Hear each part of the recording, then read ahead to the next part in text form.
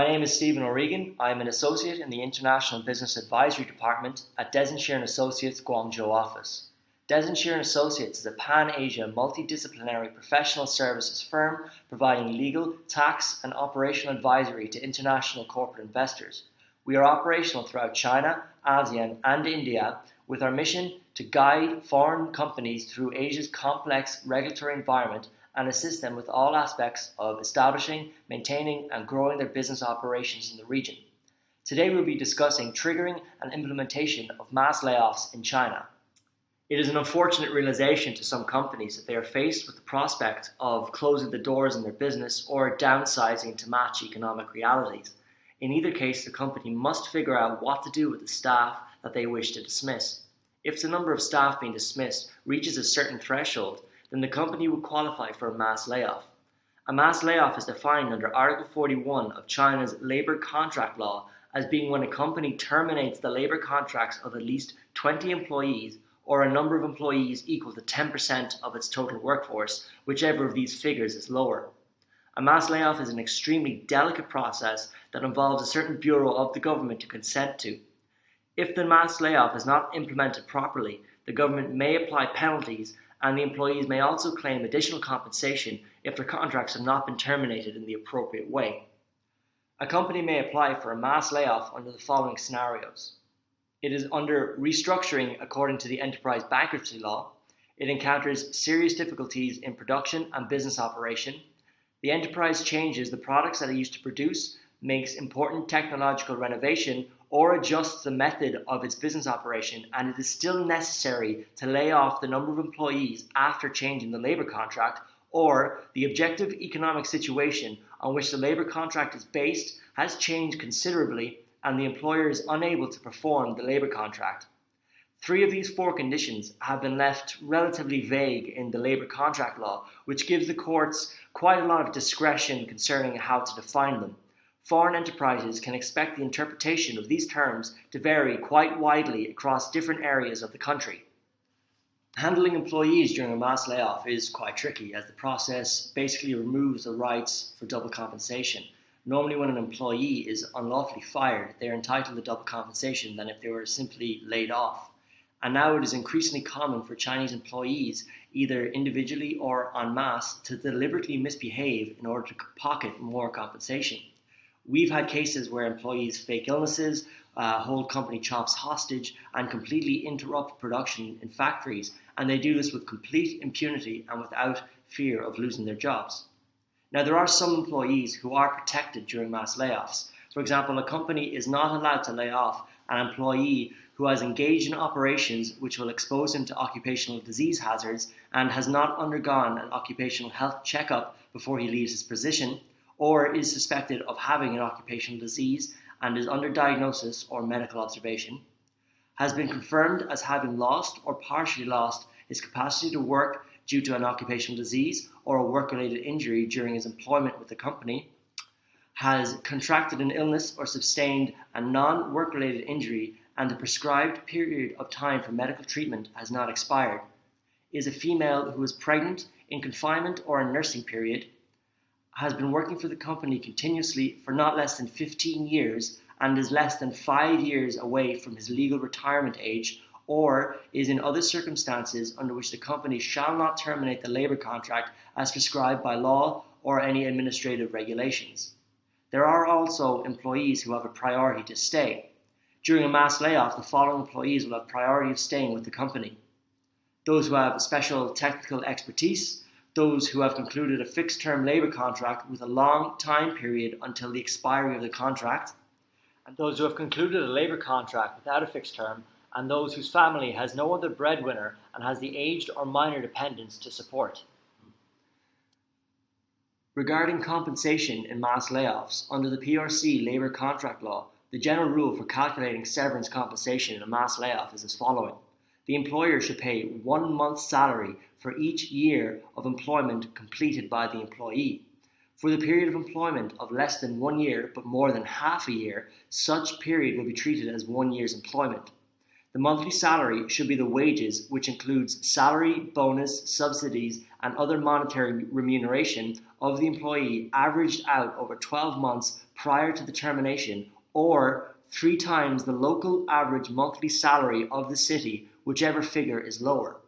However, if the mass layoff cannot get the approval from the Labour Bureau, the termination of the employment contract between the company and the employees will become termination without legal cause, in which case the amount of severance compensation to be paid will be doubled. Employers should be aware that there may be implications with unpaid social insurance of their employees if they wish to terminate through a mass layoff. Arbitration in courts usually will not accept cases where the employee claims for underpaid social insurance, but will direct the employee to file a complaint with the Social Insurance Collection Authority, which is entitled to require the company to make up the difference at any time without statutory time limits. However, in practice, the Social Insurance Collection Authority may only allow a company to make up the difference of a few months, depending on the local practice, which could vary by time and region. However, if the employee fails to claim social insurance treatment as a result of the underpaid social insurance contribution, the company will be liable to compensate the employee for the loss of the social insurance treatment. To take an example, if the company does not pay the medical insurance in full amount and the benefits that the employee may enjoy from medical insurance funds are downgraded accordingly, the employee may claim the part of benefits deprived due to the underpaid medical insurance from the company. Now, in practice, there is no immediate solution to this. If the company brings this up with the employee usually will require the company to either make up all the past difference with the Social Insurance Collection Authority or pay those amounts to the employee personally. If the company wants to make up the past difference with the Social Insurance Collection Authority, the employee will also need to contribute his or her own parts. If the employee is unwilling to do so, the company will have to pay both the company's and the employee's contribution at its own cost. Essentially, the Social Insurance Collection Authority only allows the company to make up the difference for a short period, which could make it impossible for the company to fully correct the underpaid social insurance issue. If the underpaid amounts are all paid to the employee, it is arguable whether the company could be legally released from the obligation to make up the underpaid social insurance contribution to the collection authority. However, we cannot rule out such possibility that the Social Insurance Collection Authority still goes after the company for the underpaid social insurance contribution. Despite this, in practice, if the employee does not file a complaint, it is still rare for the Social Insurance Collection Authority to take initiatives and go after the company. The company may need to respond quickly to any request made by the employee in relation to social insurance contribution during the termination of their employment, no matter in a mass layoff or a termination without legal cause. If the severance compensation budget allows, you may wish to set aside a provision for the underpaid social insurance. The stages of a mass layoff can be summarized in 4 key points. Point 1. The company explains the circumstances of the mass layoff to the employees 30 days before the intended implementation of the layoff. Step 2. The opinion of the employees are taken into account by the board of the company. Step 3. The company reports the implementation of the mass layoff to the local Labour Administration Department. And Step 4. Once the 30-day period expires, the mass layoff can be implemented. I'd now like to briefly take you through a timetable of the mass layoff procedure. During the first couple of days, the company needs to collect the employee information, and they need to collect all information that is relevant and pertains to the target employees that will be a part of the mass layoff. In week 1, they need to assign a team to execute the mass layoff, and it is vitally important that the team be internal staff with experience in HR and finance.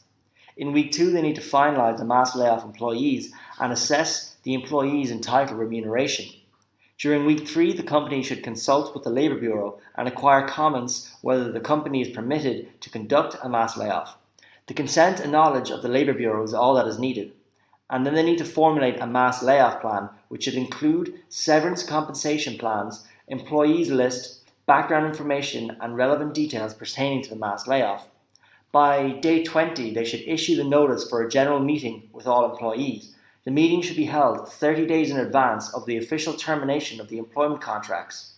Employees should be notified, and the meeting with the employees should be taken with caution and left to the discretion of the company.